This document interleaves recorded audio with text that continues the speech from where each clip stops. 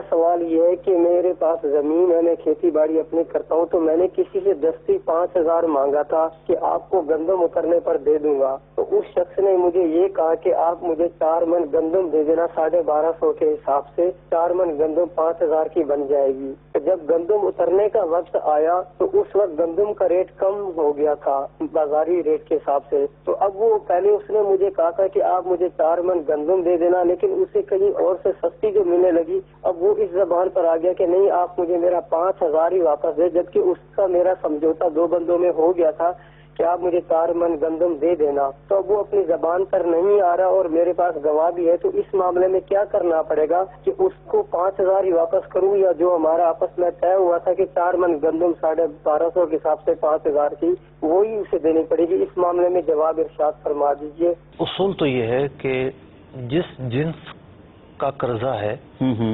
اسی جنس سے لوٹایا جائے۔ ٹھیک ہے، ماشاءاللہ۔ یعنی اگر روپیہ لیا ہے تو روپیہ میں ہی لوٹائے، گندم لی ہے تو گندم میں ہی لوٹائے۔ ٹھیک ہے، لیکن اس بات کی گنجائش موجود ہے کہ یہ کمپرومائز کر سکتے ہیں۔ اچھا اچھا اچھا، وہ بھی 5 صورتوں میں۔ کنڈیشنل ہے، ماشاءاللہ۔ یعنی یہ جو سوال پوچھا ہے یہ تو سمپل ڈیل ہے ان کی۔ جی جی۔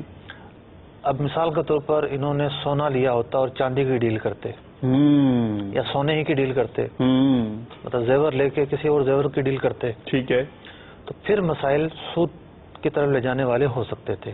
اچھا، ہم جنس چیزوں کا تبادلہ والا معاملہ آتا، یا جو چیزیں سود کے جو 2 معیار ہیں ان میں سے کوئی ایک معیار پایا جاتا، تب بھی وہ مسائل ہوتے۔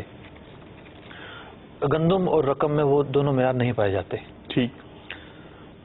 تو اب جس ڈیل پر ان کا اتفاق ہو گیا، گندم، جی جی جی جی، دونوں پارٹیز کا، پیسوں کے بجائے گندم دی جائے گی، ٹھیک ہے، تو ان کو اسی ڈیل پر مطلب کہ برقرار رہنا ہوگا۔ اس کی وجہ یہ ہے کہ یہ جو ڈیل ہو رہی ہے کہ پیسے کے بجائے فلاں چیز دے دو، ٹھیک ہے، یہ بمنزلہ خرید و فروخت کے ہے۔ اوکے، اسی لیے ان مسائل کے اندر ربا متحقق ہوتا ہے۔ اگر جنس اس موقع پر تبدیل ہو جائیں، جنسوں میں مماثلت ہو جائے یا سودی معاملات آ جائیں، تو ربا متحقق ہونے کی وجہ یہ ہوتی ہے کہ یہ ڈیل بھی خرید و فروخت ہی کے حکم میں ہے۔ ٹھیک، قرض سے کمپرومائز جو ان کا ہوا ہے یہ خرید و فروخت کے حکم میں ہے۔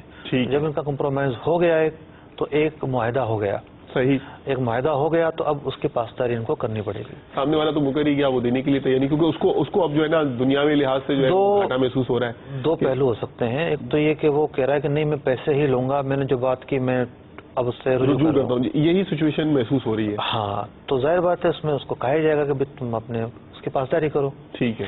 دوسری صورت یہ ہے کہ وہ سرے سے انکار کر دے کہ میں نے اس کوئی بات کہی ہی نہیں ہے، تو ایک گواہ کے ہوتے ہوئے دعویٰ ناکافی ہوتا ہے۔ اوکے اوکے، ماشاءاللہ، کوائٹ انٹرسٹنگ آنسر۔